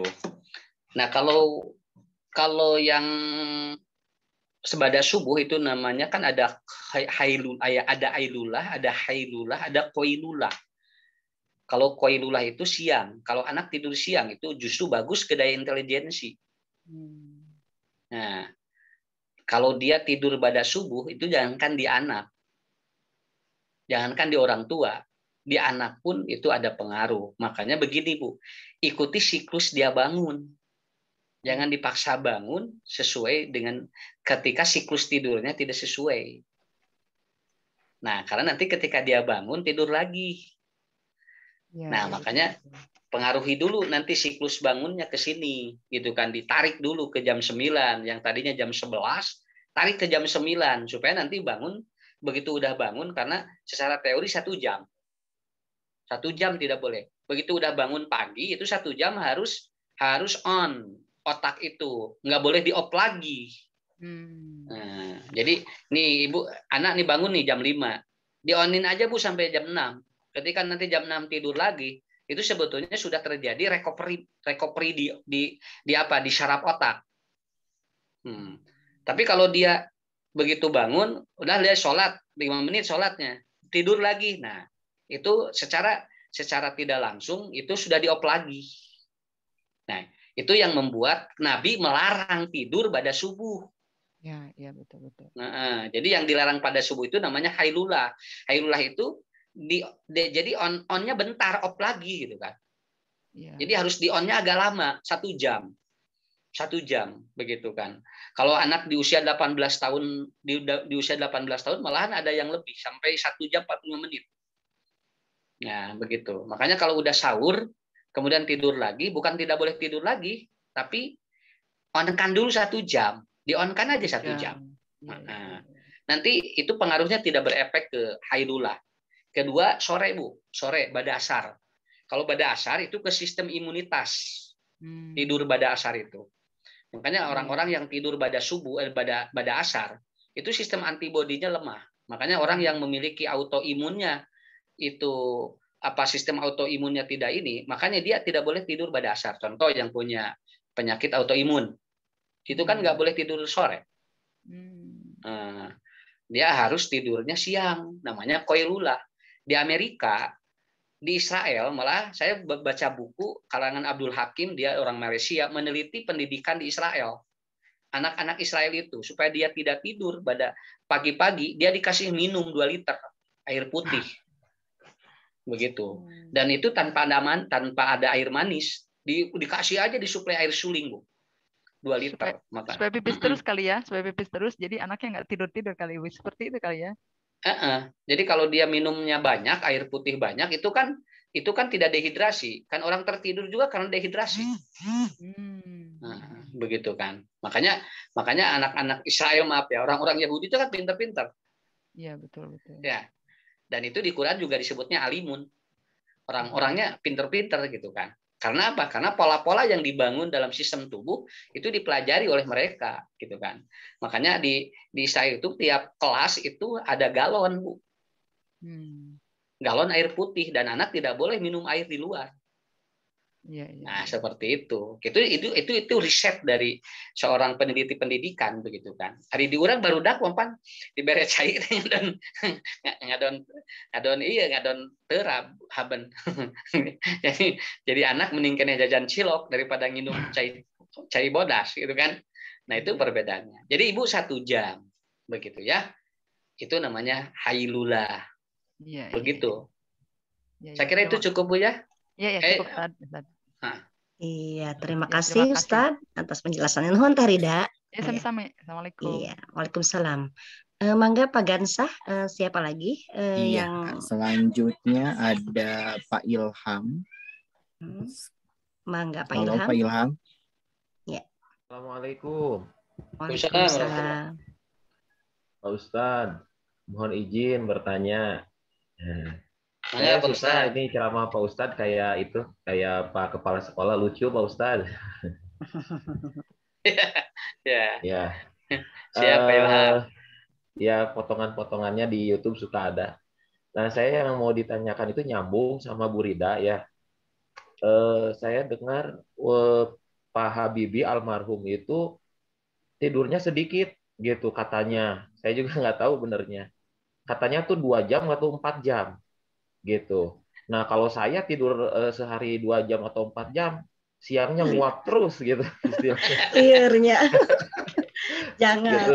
Nah, malah gitu kan jadi nggak konsen. Kalau saya pribadi saya pernah nyoba misalkannya 2 jam tidur pas pagi nate aduh malesu gitu Pak Ustadz, jadi kurang fit lah seperti yang kata Pak Ustadz sampaikan tadi ya, kurangnya tidur berpengaruh, bener kerasa sama saya mah.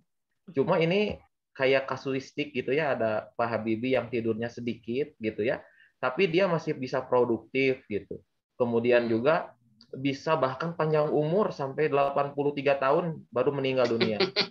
Gitu. Nah, jadi nyambungnya juga saya pertanyaannya juga kalau saya sih disuruh milih berdoa sama Allah pengen panjang umur Pak Ustadz gitu. Jadi apa sesuai hadis Nabi Panjang ya. mantola umruhu hasun amaluhu, ya khairun nas mantola umruhu hasun amaluhu. Saya pengennya gitu, panjang umur banyak amal solehnya gitu. Gitu. Nah kan keberlangsungan pendidikan agama Islam nanti itu setelah pandemi itu kan ditunjang dengan gurunya yang mudah-mudahan masih sehat gitu kan, masih ada di alam dunia gitu istilahnya. Ya. Jadi bagaimana itu resepnya biar panjang umur tuh kayak gitu kan? Selain itu kan udah ditakdirkan sama Allah gitu kan. Tapi ya kita berdoa mudah-mudahan dipanjangkan umur meski ditakdirkan pondok umur misalkan. Tapi saya mah berdoa ya Allah, Allahumma tawil umurona gitu, wasohi ajsadana gitu. Nah itu bagaimana kiat-kiatnya gitu agar kita itu panjang umur dalam sehat, dalam taat, takwa kepada Allah begitu. Dan tadi kasus tadi yang ada orang yang tidurnya sedikit. Tapi produktivitasnya bagus gitu ya. Terima kasih Ustaz. Siap. Ya Pak Ilham, itu Pak ideal teman. Panjang umur, sehat. Ya. Malahan kemarin ada kasus yang 7 tahun tidak tidur. Ya. Ada yang di Subang itu kan ya. Yang 7 tahun tidak tidur itu kan. Nah, jadi manusia itu punya sistem biologis yang berbeda-beda. Kalau Pak Habibie itu mungkin sistem biologisnya berbeda, kalaupun dia betul 2 jam. 2 jam, 4 jam. Kan tadi Nabi juga hebat. Memberikan sebuah definisi tidurnya, layadri aina batat yaduhu. Yang penting tangan Anda tidak tahu letaknya di mana. Itu aja. Itu artinya terlelap. Kalau emang mungkin Pak Ilham kenapa kalau 2 jam 4 jam kurang fit? Karena mungkin di durasi 4 jam itu baru warning itu. Ya. Jadi persiapan rek bobo tiba gitu tanya nang Pak Ilham 2 jam tak eta teh persiapan nanti gitu kan. Nah, begitu bade bobo tiba kaburu hudang. Jadi jangar. Tapi kalau mungkin kasuistiknya seperti Pak Habibie mungkin dia udah begitu dia 5 menit masuk langsung ke delta. Begitu. Karena kan tidur yang bagus itu tahapannya alfa, theta, delta. Begitu. Nah ini ketika dia tidur lalu kemudian dia teu arerenak badan teh tapi siga bobo Bu nya 2 jam 3 jam itu ada kemungkinan masih di alfa. Dia belum ke delta si gelombang otaknya. Itu bisa dicek di EEG gitu kan. Nah, makanya Rasul kan mengajarkan kalau mau tidur harus begini ya. Kemudian simpan tangan sebelah kanan agar terjadi saturasi oksigen yang bagus gitu kan. Kemudian berwudu dulu, lalu maafkan orang-orang yang di sekitarnya. Saya kira itu Pak. Jadi Pak Ilham ini dipengaruhi oleh sistem biologis. Kalau orang tidur beda-beda. Ya, ada yang 2 jam cukup, ada yang 3 jam cukup, ada yang eta mah batur mah hese sare, ieu mah hese hudang. Karena ya nu hese hudang batur mah hese sare, ya alhamdulillah. Di mana wae heuai. Jadi Dan Ustadz mungkin 2 jam itu efektif gitu ya, walaupun efektif Bu, kalau ya. kalau sistem biologisnya bagus, dan itu Bagus. dipengaruhi oleh sistem suhu namanya mijaj. Kalau mijajnya hangat itu nggak terlalu lama, tapi kalau mijajnya dingin itu biasanya cukup harus lama itu tidurnya. Dan mijaj ini dipengaruhi oleh asam lambung. Nah, asam lambung, makanya orang yang was-was itu yakin tidurnya nggak akan bener. Kenapa? Karena dia hariwang, rek sare sieun maot. Tungtungna yang gerak subuh nya keeng tungtungna mah tidak tidur 2 minggu maot teh. Ya. Jadi kan bermacam-macam Pak Ilham. Jadi minta umur panjang boleh, saya juga nggak menjamin berapa yang akan kita lalui, tapi berusaha untuk semaksimal mungkin boleh. Ini disebut dengan harapan. Harapannya boleh panjang, boleh sehat. Adapun nanti dia sampai kapan, mending serahkeun ka Allah. Jadi teu dipikiran jeung etana. Ya. Jadi nyenyak tidur Ya. tuh Pak Ilham kalau mikiran bae. Nah, gitu. Iya, hatur nuhun. Terus cekap Pak Ilham? Ya, hatur nuhun. Iya, hatur nuhun Pak Ilham, hatur nuhun Ustaz. Berikutnya Pak Gansa, silahkan. Iya, kita ada waktu sekitar 6 menit lagi Bu Tia dengan mangga. satu penanya, Mangga. Bapak Yandi. Silakan Pak Yandi. Mangga Pak Yandi, biasa dibuka mute-nya. Iya, mangga. Assalamualaikum warahmatullahi wabarakatuh, Ustaz. Waalaikumsalam warahmatullahi wabarakatuh. Mohon maaf gelap karena di luar rumah dan posisi lagi mati lampu. Oh, subhanallah. Tapi ini virtual tetap jalan ya kalau mati lampu, luar biasa. Mangga. Ya, sekali lagi terima kasih Ustadz atas ilmunya. Sebentar lagi pemerintah Kota Bandung pertanyaannya Pak Ustadz, sebentar lagi pemerintah Kota Bandung akan membuka PTN terbatas ya Pak Ustadz ya. Lalu banyak sekali siswa-siswi yang curhat terhadap saya bahwa, aduh Bapak katanya grogi dan lain sebagainya gitu kan ketika masuk sekolah lagi, masuk gedung, bahkan banyak anak-anak yang ketika masuk gedung istilahnya grogi terus malu-malu gimana gitu. Dan bagaimana sih cara mengatasi masalah anak tersebut supaya percaya diri lagi, supaya semangat lagi? Gimana Ustadz? Hatur nuhun. Jazakallah khairan katsir. Iya, mangga Pak Ustadz. Iya, hampir sama juga dengan tadi Pak Yanwar ya. Ada kekakuan, tetapi kalau di proses kepercayaan diri itu muncul, jangan ditakut-takuti aja Pak. Karena percaya diri itu akan hilang ketika dia ditakut-takuti. Begitu.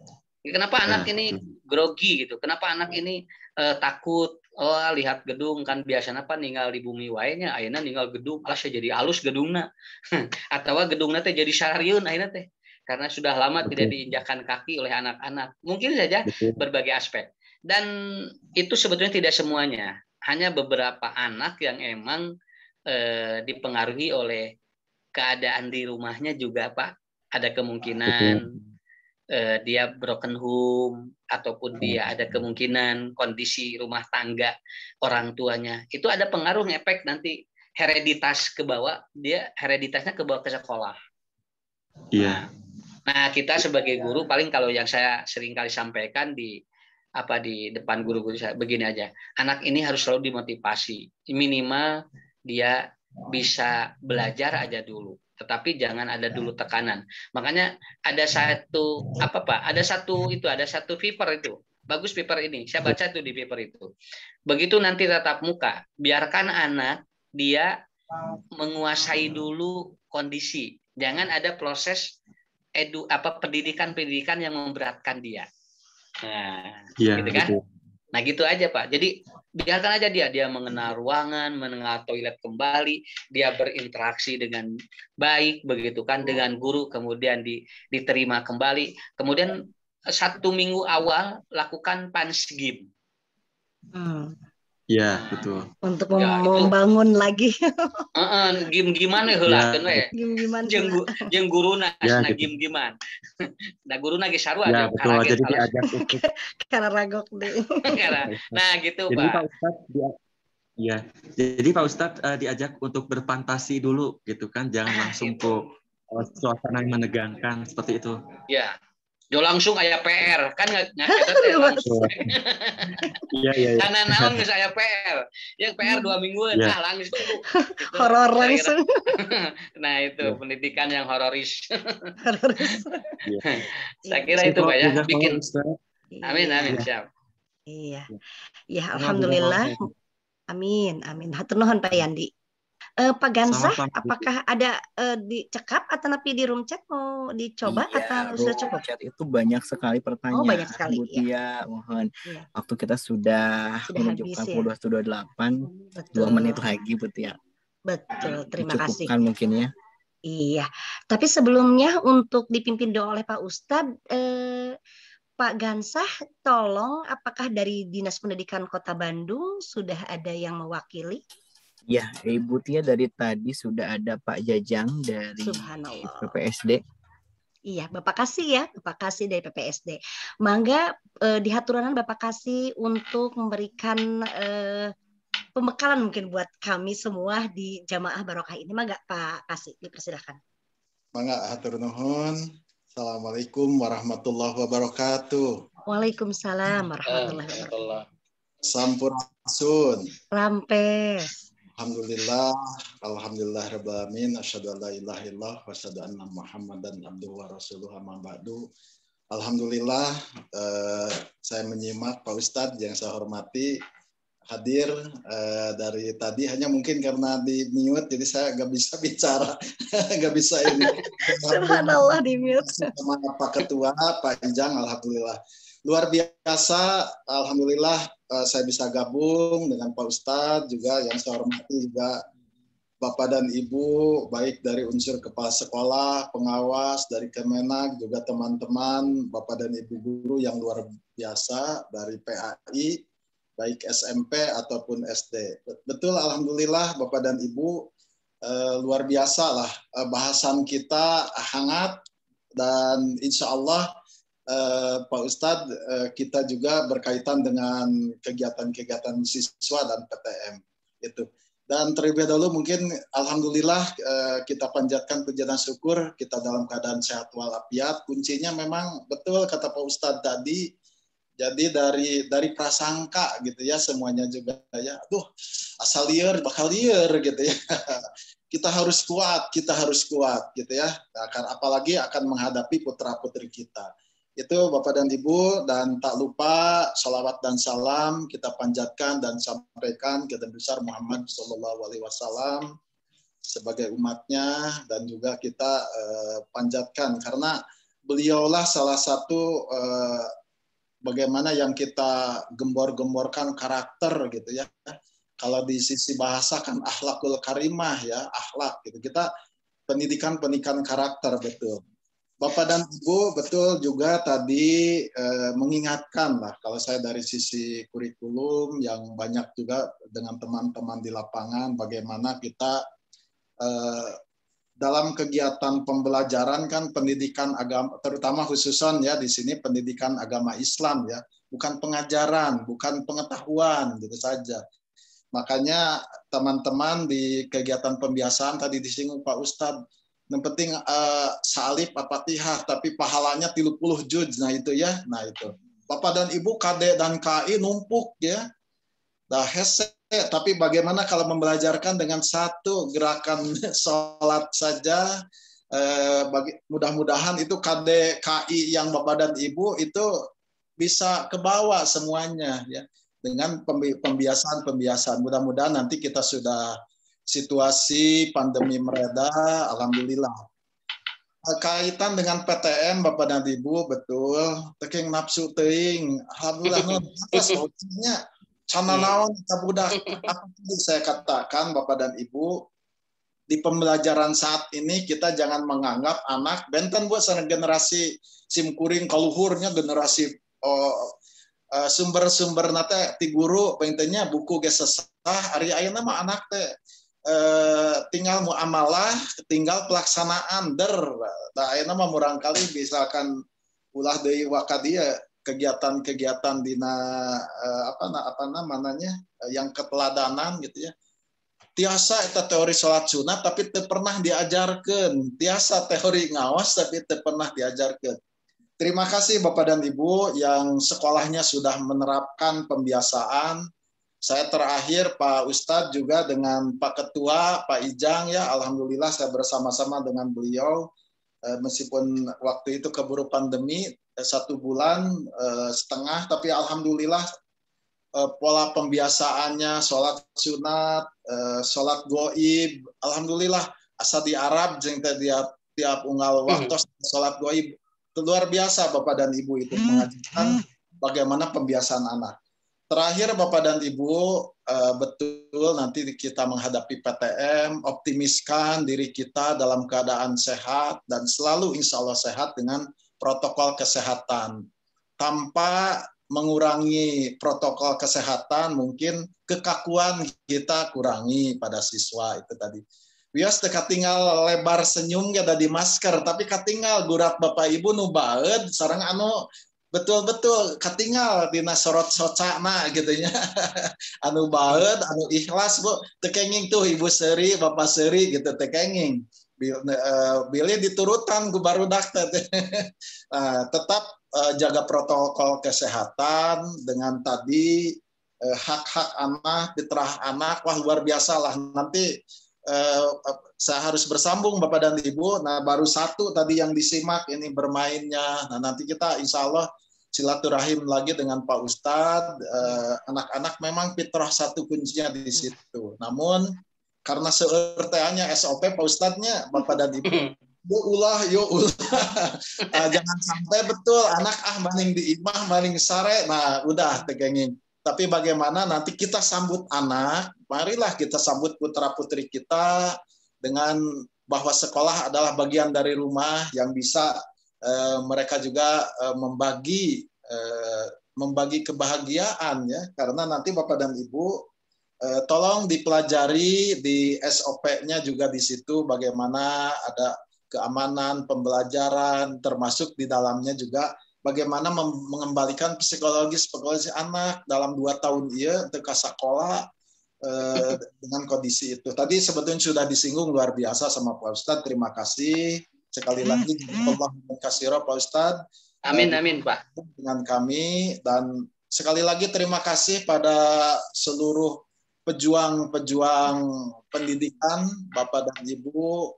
Guru PAI, para kepala sekolah dari seluruh baik dari Dinas Pendidikan kami ucapkan terima kasih konsisten sudah barokah terus menerus dan menjadikan kita ilmu lah kajian ilmu. Sakitu pengten nukapi hatur hapunten bilih kalersan di Dinas Pak Kadis, Pak Kabid dengan agenda persiapan PTM betul Bapak dan Ibu. Jadi banyak hal yang dipersiapkan oleh beliau. Mohon maaf, saya juga atas nama Dinas Pendidikan sekali lagi mengucapkan terima kasih pada Pak Ustadz juga seluruh hadirin yang hadir di sini dan insya Allah kita selalu dalam lindungan Allah dalam keadaan sehat walafiat. Itu saja. Amin. Maaf jika ada hal yang kurang berkenan. Billahi taufiq wal hidayah. Assalamualaikum warahmatullahi wabarakatuh. Waalaikumsalam warahmatullahi wabarakatuh. Hatur nuhun Pak Kasih atas wejangannya, penguatannya kepada kami. Tuh Pak Ustadz katanya masih ada ganjalan tuh ada PR katanya 8 tadi fitrah baru 1 ya. Insya Allah nanti kita terakhir lagi. Kenapa Pak hadir juga Pak Kabi, Pak Edi. Oh, subhanallah. Iya. Assalamualaikum Pak Kabid. Waalaikumsalam. Iya, alhamdulillah, barakallah. Mangga Pak Kabid memberikan sedikit wejangannya kepada kami semua.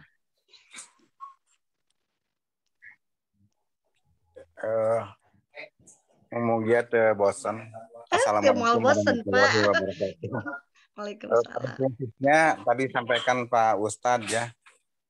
Sebenarnya pendidikan itu kita hindari lost generation, kita hindari lost learning. Bagaimana itu tinggal kepiawaian guru.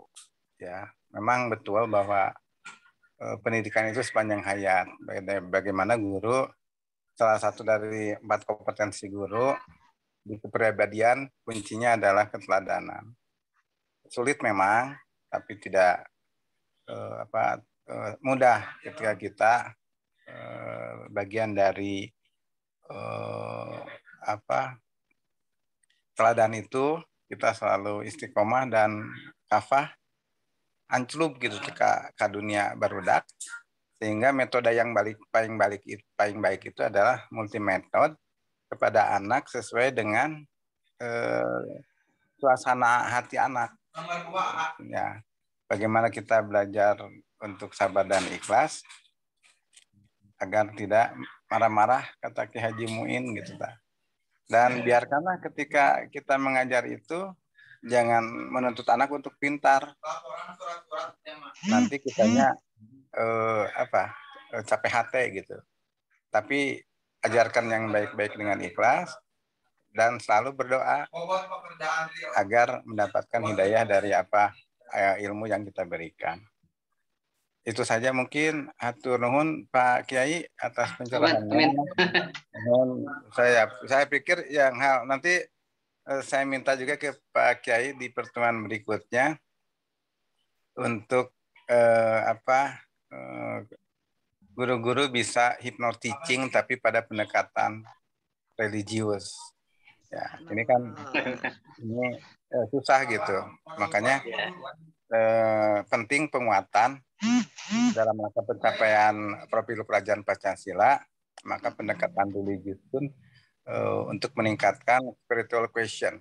Nah, kecerdasan spiritual ini bagian terpenting bagaimana seluruh aspek dari 6 kompetensi pencapaian profil pelajaran Pancasila itu saya pikir akan lebih mudah. Karena apa? Kalau anak sudah solehah dan soleh, memiliki akhlakul karimah, jangan ulah main game heula. Diajar sholat heula. Tapi kalau orang pintar, anak sudah pintar belum tentu dia soleh. Pintar malah jadi egois. Tapi kalau tujuannya kita mendidik anak itu menjadi berakhlakul karimah, memiliki karakter, tapi tetap menjadi guru sebagai suri teladan. Itu saja mungkin. Hatur nuhun Pak Kiai, hatur nuhun pisan atau nambah hiji Pak. Nuhun sadayana sehat selalu. Hatur nuhun Pak Kabid. Jazakallah khairan katsir. Waalaikumsalam warahmatullahi wabarakatuh. Hatur nuhun keilmuannya luar biasa. Pak Ustadz punten bae direrepot deui dihaturanan kanggo memimpin doa agar pertemuan ini mendapatkan keberkahan dari Allah Subhanahu wa taala. Mangga Pak Ustadz dihaturanan. Alhamdulillahirabbil alamin. Hamdan naimin, hamdan syakirin. Alhamdulillah, mudah-mudahan pertemuan ini adalah pertemuan yang terbaik yang Allah ridhoi. Allah anugerahkan kesehatan, keapiatan kepada kita semuanya. Anak-anak kita soleh dan soleha, rezeki kita selalu dibukakan dan diturunkan oleh Allah. Dan suami istri kita semakin dikuatkan untuk melajut surga nanti. Rabbana hablana min azwajina wa dzurriyyatina qurrata a'yun waj'alna lil muttaqina imama. Allahumma ahsin akibatana fil umuri kulliha wajirna min khizyid dunya wa adabil akhirah.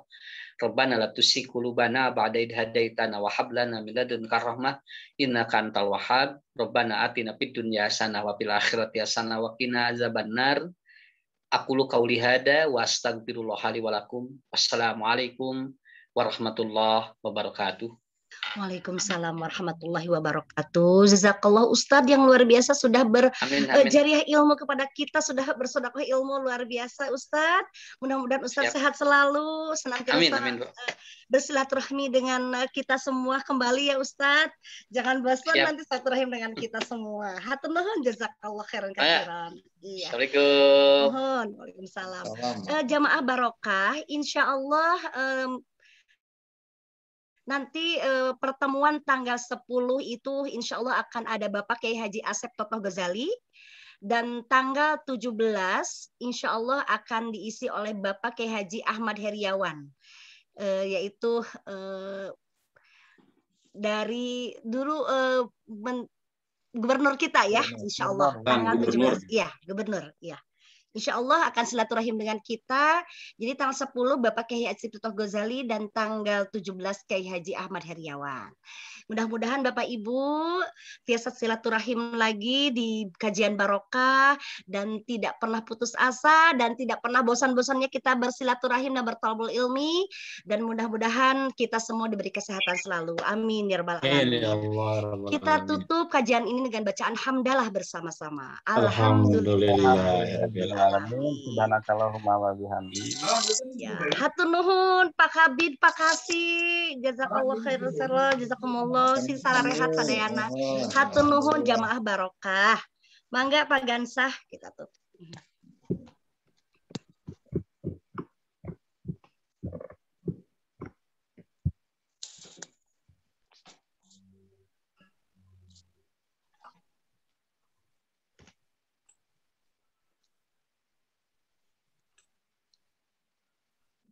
Iya. Pak Gansah masih hadir? Mohon maaf Bu Tia, laptopnya sedang bermasalah. Oh, bermasalah. Iya, Bapak Ibu, hatur nuhun, kita ucapkan assalamualaikum warahmatullahi wabarakatuh. Waalaikumsalam. Mangga wilujeng istirahat Bapak Ibu sadayana, hatur nuhun.